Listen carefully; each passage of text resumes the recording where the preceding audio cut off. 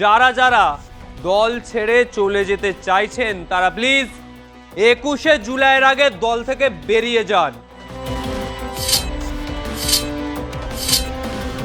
জোড়াফুল মানেই মমতা ব্যানার্জি, এটা গোটা বাংলার মানুষ জানে।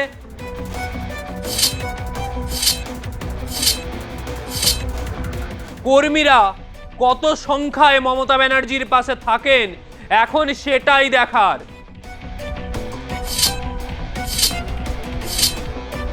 বৃহস্পতিবার বিকেলেও ফেসবুক লাইভে এসেছেন রাজ্যের প্রাক্তন মুখ্যমন্ত্রী মমতা বন্দ্যোপাধ্যায়।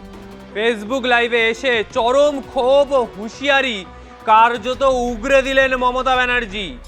পুলিশের চাপে, সিআইডির চাপে, আইসি ওসিদের চাপে যারা যারা দল ছেড়ে চলে যেতে চাইছেন তারা প্লিজ 21শে জুলাইয়ের আগে দল থেকে বেরিয়ে যান। যারা যারা বাঁচতে চান তারা লোটা কম্বল নিয়ে চলে যান, কাউকে আটকানো হবে না। কারণ মমতা ব্যানার্জি বুঝতে পেরেছেন যে দলে ভাঙন লেগে গেছে এবং এই ভাঙনের ফাটল যে কতটা চওড়া তা তিনি আগেই আন্দাজ করে ফেলেছিলেন। বাকি যারা দলে রয়ে গিয়েছেন তাদের একটা বড় অংশ যে আর কালীঘাটের ছায়ায় থাকতে চাইছেন না, তা মমতা ব্যানার্জির এই সমস্ত কথায় একেবারে দিনের আলোর মতো পরিষ্কার হয়ে যাচ্ছে। বাস্তবে হতে চলেছেও ঠিক তাই। একদিকে কোয়েল মল্লিক ধাক্কা দিয়ে চলে গেলেন। রঞ্জিত মল্লিকের কাছে অভিষেক খুব ভালো ছেলে, এখন হয়তো খারাপ হয়ে গেছেন অভিষেক ব্যানার্জি। কারণ যেভাবে রাজ্য রাজনীতিতে এখন সবকিছুর দায় অভিষেকের উপরও এসে পড়ছে, বোঝাই দায় যে আসলে দায়টা কার, যারা দায় দিচ্ছে তারা ব্যর্থ। নিজের ব্যর্থতার দায় কি অভিষেকের ওপর চাপিয়ে দিচ্ছে এইসব তৃণমূলের তোলাবাজ নেতারা। এখন আবার নাম লেখাতে চলেছেন ব্রাত্য বসু ও মানবাজারের তৃণমূলের প্রাক্তন বিধায়ক সন্ধ্যারানী টুডুও। এই হাওয়া একেবারে স্পষ্ট যে ব্রাত্য বসু আর চাইছেন না থাকতে। একটা জিনিস ভেবে দেখবেন, যারা চলে যাচ্ছেন না তাদের মধ্যে কার্যত 80 থেকে 85% এক্স সিপিএম এর সময় দিনের পর দিন সিপিএম এর ধুতি পরা নেতাদের পাশে ঘুরেছেন, আর এখন তৃণমূলের নেতাদের পাশে ঘুরেছেন। এবার তারা খারাপ হয়ে গেছে। ঠিক তৃণমূলে ঢোকার আগেও এরা সেই সিপিএম এর ওই ধুতি পরা নেতাগুলোকেই গাল দিত, এখন তৃণমূলে যাওয়ার আগে অভিষেককে গাল দিচ্ছে। দুদিন পর বিজেপিতে চলে যাবেন, বিজেপি যখন আবার যদি ক্ষমতায় না থাকে তখন যে দলে যাবেন তখন শুভেন্দু অধিকারীর নামে খারাপ কথা বলবেন। এদের চরিত্রই এটা।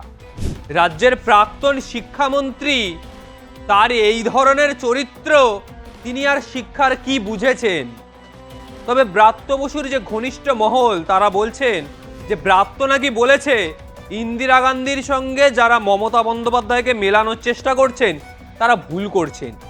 ইন্দিরা গান্ধী নিজের ভুল স্বীকার করে নিয়েছেন, মমতা ব্যানার্জি ওনার ভুল স্বীকার করেন না। ওনার কোনো রাজনৈতিক ভবিষ্যৎই নেই। যে নেত্রী নিজের দল তৈরি করলেন, মমতা ব্যানার্জির মতো এই সুবিশাল রাজনৈতিক কেরিয়ার হয়তো দেশের বুকে খুব কম নেতা নেত্রী রয়েছে যারা বর্তমান সময়ে রাজনীতিটা করে যাচ্ছে। ব্রাত্য বসু হয়তো অনেক বড় নেতা, সেটা হতেই পারে।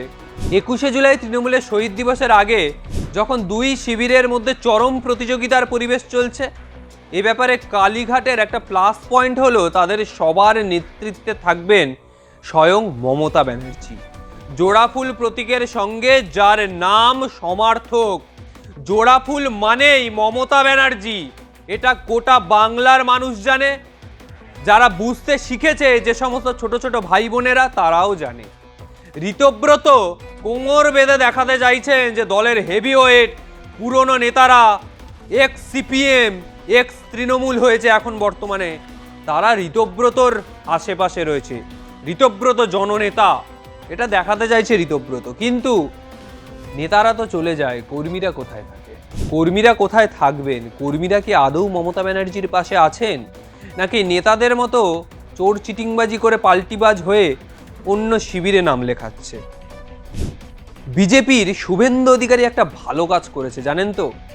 জানেন এই সমস্ত চোর চিটিংবাজ তোলাবাজদের বিজেপিতে ঢোকালে বিজেপি দলটাই উঠে যেতে পারে, তাই তাদের জন্য একটা বি টিম বানিয়ে দিয়েছে এই ঋতব্রত তৃণমূল, যার নেতা হচ্ছে এই ঋতব্রত। মানে এবার বুঝে নিন, এই ঋতব্রত নেতা, ববি হাকিম নেতা, এরা নেতা, বড় বড় নেতা, সব ব্রাত্য বসু বড় বড় নেতা, সব চোর চিটিংবাজেরা যাতে বিজেপিতে না ঢুকতে পারে, তাই ঘরের বাইরে একটা চিলে কোঠার ঘর হয় না বিজেপির, ওই রকমই বিজেপি একটা ঘর বানিয়ে দিয়েছে, যেটা ঋতব্রত তৃণমূল। ঋতব্রত সেই ঘরের কম্পাউন্ডার, সেই ঘরে একে একে লোক ঢোকাচ্ছে। এই জায়গায় দাঁড়িয়ে কর্মীরা কিন্তু এখনো পর্যন্ত মমতা ব্যানার্জির পাশ থেকে সরে যাননি। ব্রাত্য সন্ধ্যার এই সম্ভাব্য দলবদল কালীঘাটকে যে আরও নিঃস্ব করে দেবে তা নিয়ে কোনো সন্দেহ থাকছে না। তবে নেতারা চলে যায়, কোনো নেতাই চিরস্থায়ী হয় না, কর্মীরা চিরস্থায়ী, নেতারা ক্ষণস্থায়ী। আজ যে নেতা, এই ব্রাত্য বসু ঋতব্রতদের নেতা কে বানিয়েছে? যে তাদেরকে নেতা বানিয়েছে, যার নেতা তৈরি করার ক্ষমতা আছে, সে আবার ভবিষ্যতে নেতা তৈরি করে নেবে। দলের নেতৃত্ব তৈরি করে নিতে পারেন মমতা ব্যানার্জি, 10টা নেতার প্রয়োজন হয় না। মমতা ব্যানার্জির তৈরি করা নেতাদের ঋতব্রত নিচ্ছে, কারণ ঋতব্রতের সেই ক্ষমতা নেই দলের কর্মীদেরকে নেতা বানানোর। মমতা ব্যানার্জির সেই ক্ষমতা আছে দলের কর্মীদের নেতা তৈরি করে দেওয়ার। ফলে 21শে জুলাই কার্যত এবারে মেগা শক্তি পরীক্ষা মমতা ব্যানার্জির জন্য। কর্মীরা কত সংখ্যায় মমতা ব্যানার্জির পাশে থাকেন এখন সেটাই দেখার। দলবদলু ঋতব্রতর পাশে নাকি মমতা ব্যানার্জির পাশে, সেটাই এখন গোটা বাংলার মানুষ দেখতে চায়। তবে আজকের মতো বিদায় নিচ্ছি।